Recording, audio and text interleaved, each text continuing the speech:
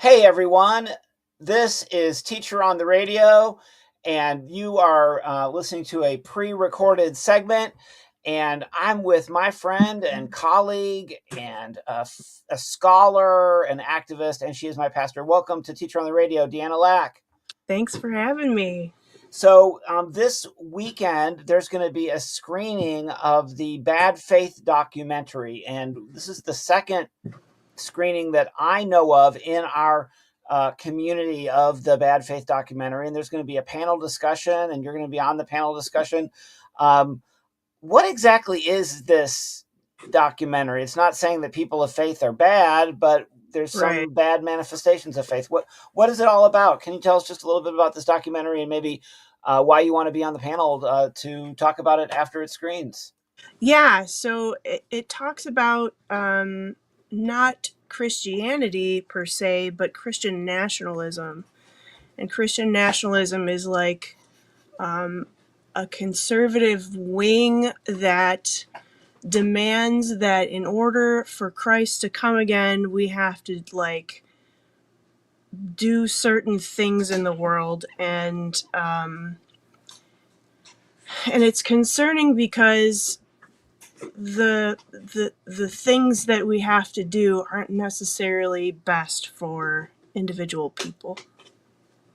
So what does that mean? Like how can you give an example of something that a Christian nationalist would do or something that that the film talks about? The subtitle of the film is Christian Nationalism's Unholy War on Democracy, one of the best films of 2024 according to Variety magazine. And this event is going to be this Sunday at the Sparta Civic Center. If you're listening to this on the radio, it's tomorrow, Sunday, April 13th at 2 p.m. at the Sparta, Tennessee Civic Center at 514 East Bachman Way in Sparta, Tennessee. My guest is Deanna Lack. I'm a teacher on the radio. Deanna, can you give some examples of things that maybe you've seen in the world that you think would be an example of what this actually looks like? Yeah, the one that jumps to my mind that's very current right now is the belief that war has to happen in Palestine. And so some of the Christian nationalists, Christian Zionists are actually fomenting war in Palestine, supporting policies that create unrest in the Middle East. And of course, that has implications here at home as well. So that's just one example. So The they doc- believe that a war is needed, like a very seriously devastating war is needed in the Middle East because they think it fulfills some kind of prophecy or something like that. yes, exactly. The war to end all wars. In fact, there's a literal place that is called Megiddo, but it also translates to Armageddon. So they think that they're going to start a global war, spark it in Palestine, and after that war happens, then the kingdom of Christ can happen. So they don't believe in supporting, for example, say certain governments in the Middle East because they think it helps, um, you know, marginalized people. They're not saying we're for Jewish people or we're for Muslim people. They're saying you're saying they're for this version of the end times. Right, exactly. So that's one example. What's an example of Christian nationalism that we see in the United States, like just in our regular politics, maybe here in Tennessee or something?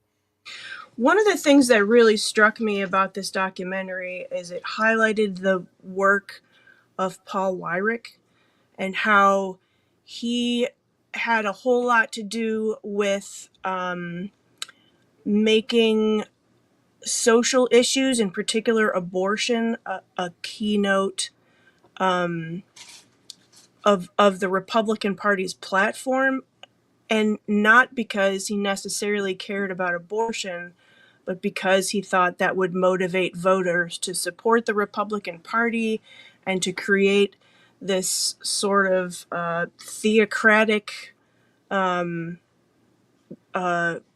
of government in the United States. And it's kind of startling when you watch the documentary to understand that like he started this way back in the 70s, 60s and 70s, as a backlash to the civil rights movement. And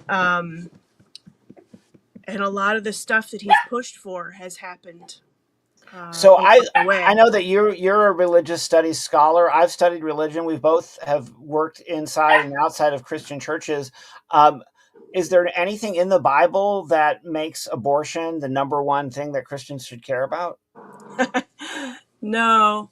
Um, I think it talks a lot about poverty and feeding the yeah, poor and I'm a big take proponent of liberation theology, taking care of which the widow and the orphan and things like that. yeah, taking care of the least of these, as Jesus said. That was the focus of his ministry. He associated with sinners.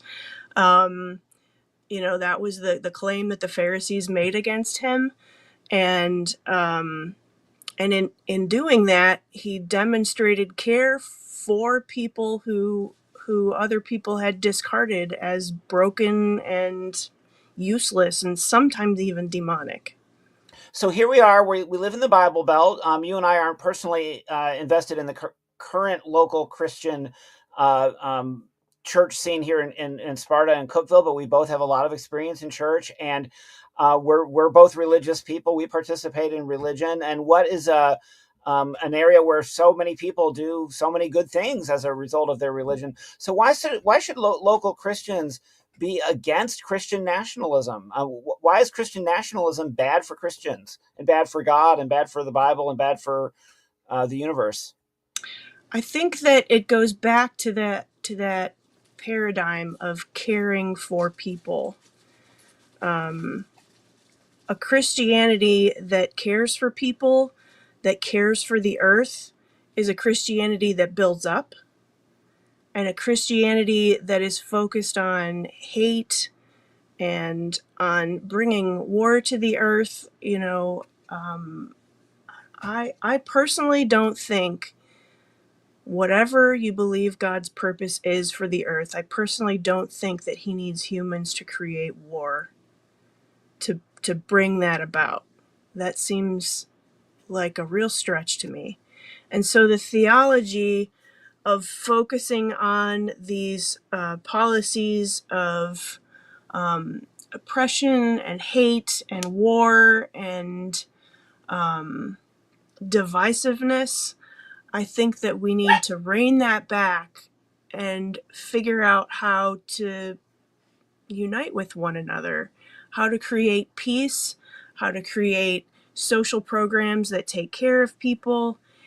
And that's individual salvation is a part of that, but the big part of it is, what are we doing to make a better world? And I think it's like the scripture that says that by their fruits you would recognize them. What kind of fruit are you producing in the world? If you're producing fruit that creates harmony and joy and peace for other people, then to me that's true Christianity. So my guest has been Deanna Lack. She's a local pastor, activist, and scholar, and she lives right in Sparta, Tennessee, where this program is going to be held on Sunday, the 13th of April. That's coming right up, like immediately this weekend, and Mm-hmm. it's going to be held. The event is going to be held at the Sparta Community Center at 514 East Bachman Way in Sparta, Tennessee, 38583, zip code.